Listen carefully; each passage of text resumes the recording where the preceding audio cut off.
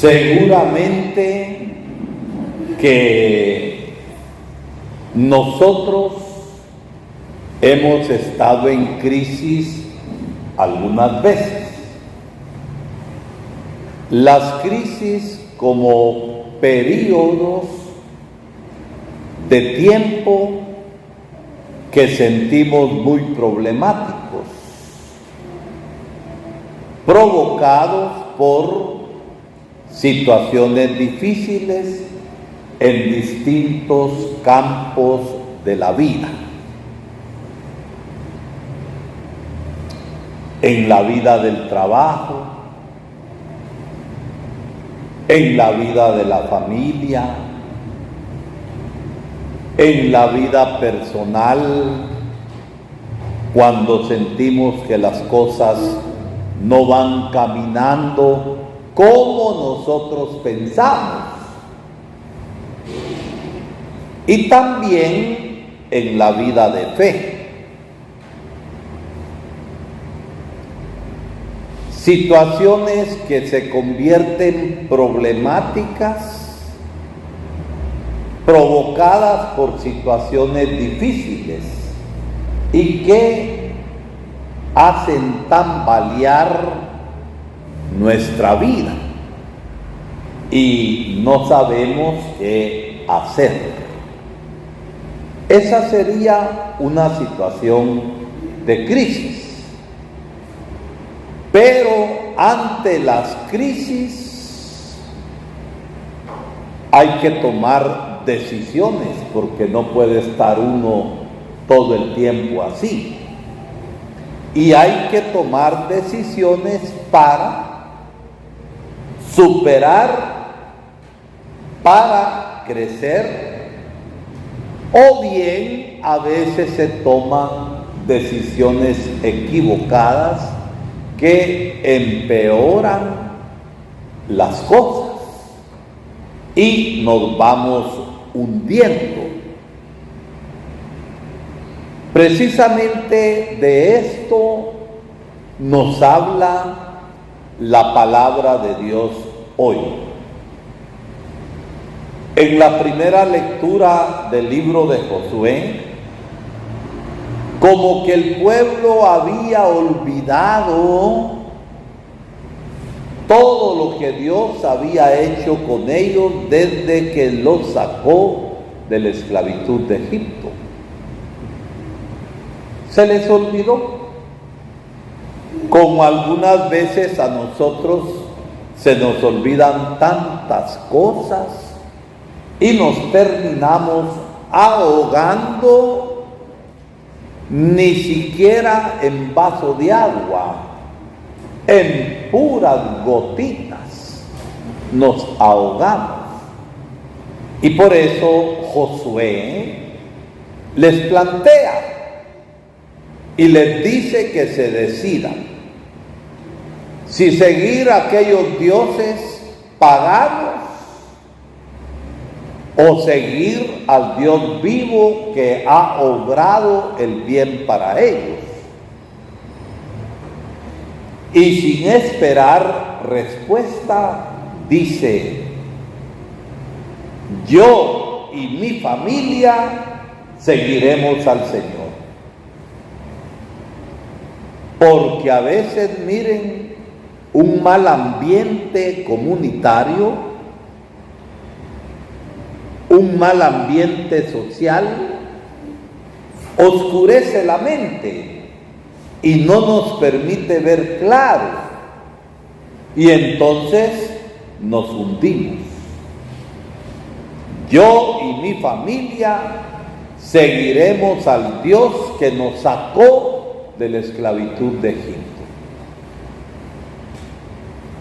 Y en el Evangelio, al final ya de este capítulo 6 de San Juan, que hemos venido proclamando, al final se genera y se provoca la crisis de Galilea.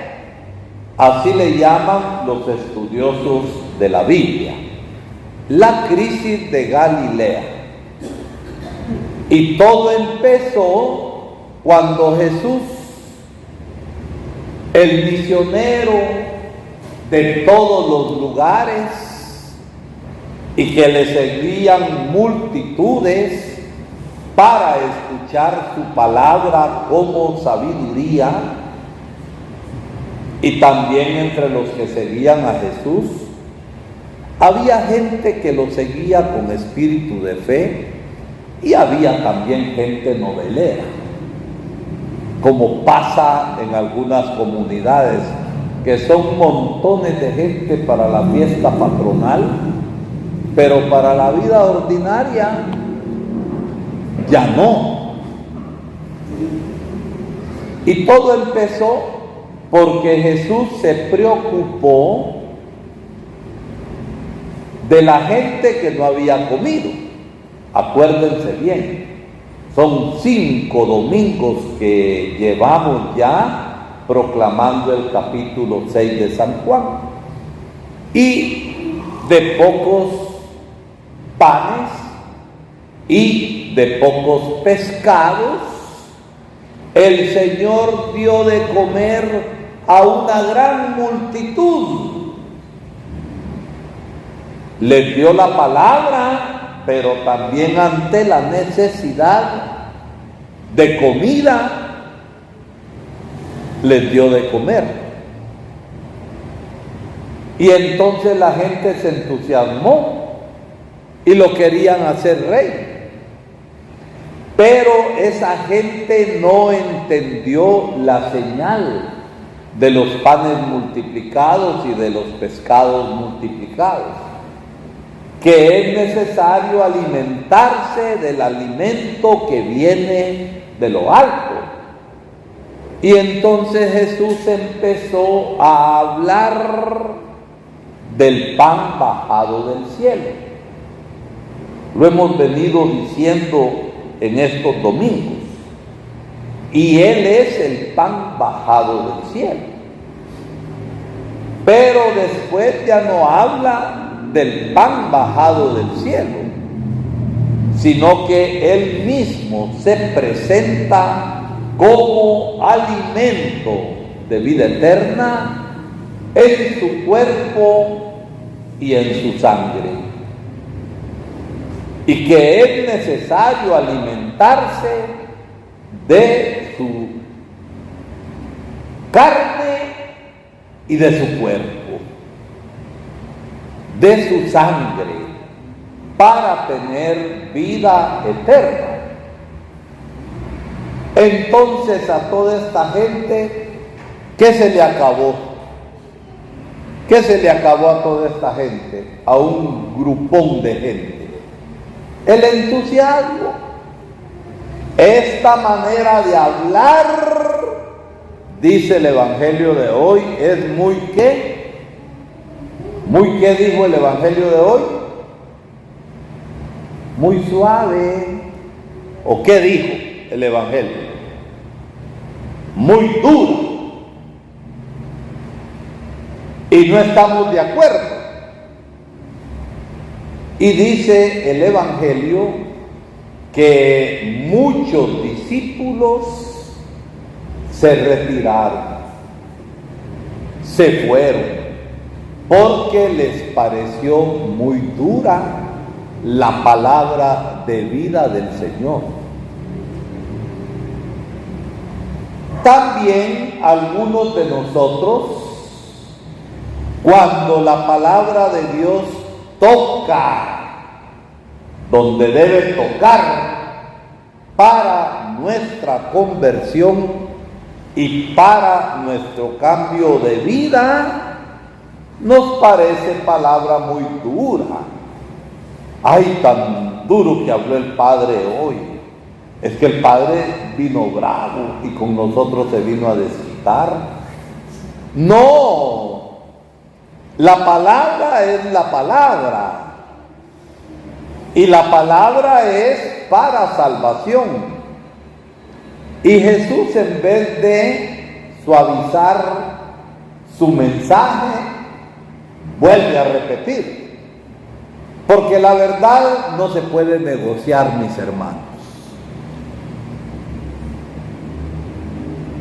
La verdad no se puede negociar. Negocian los tramposos, negocian los comerciantes. En la vida de fe no hay negociación. En la vida de fe recibimos. Y entonces un montón de discípulos, ¿qué hicieron? No superaron la crisis. Les pareció muy dura la palabra de vida que el Señor decía para provocar la fe y el seguimiento de Jesús. Porque a Jesús en la fe se le sigue. Y se le sigue en medio de la vida. Y es ahí donde la palabra de Dios nos ilumina.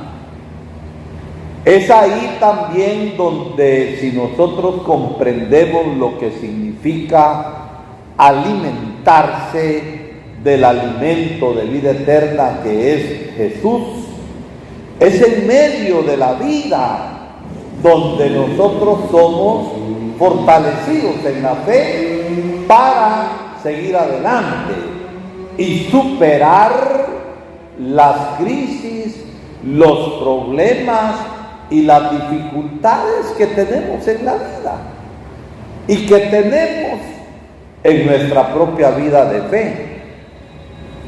Los sacerdotes tenemos problemas, tenemos crisis, tenemos dificultades o no tenemos.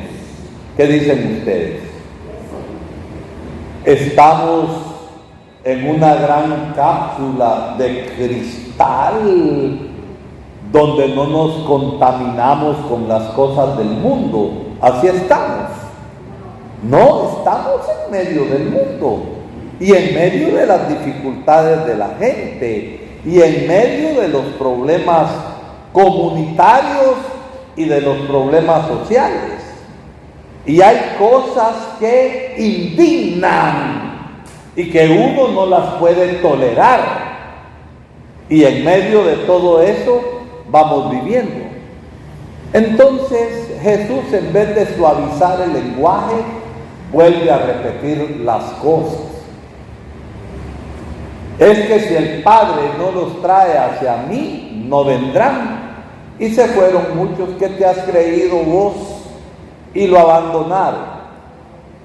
Y cuando regresa, oigan bien, con los 12, los más cercanos a él, no llegó el Señor a decirles: ¿qué piensan ustedes de lo que vieron o de lo que se dieron cuenta?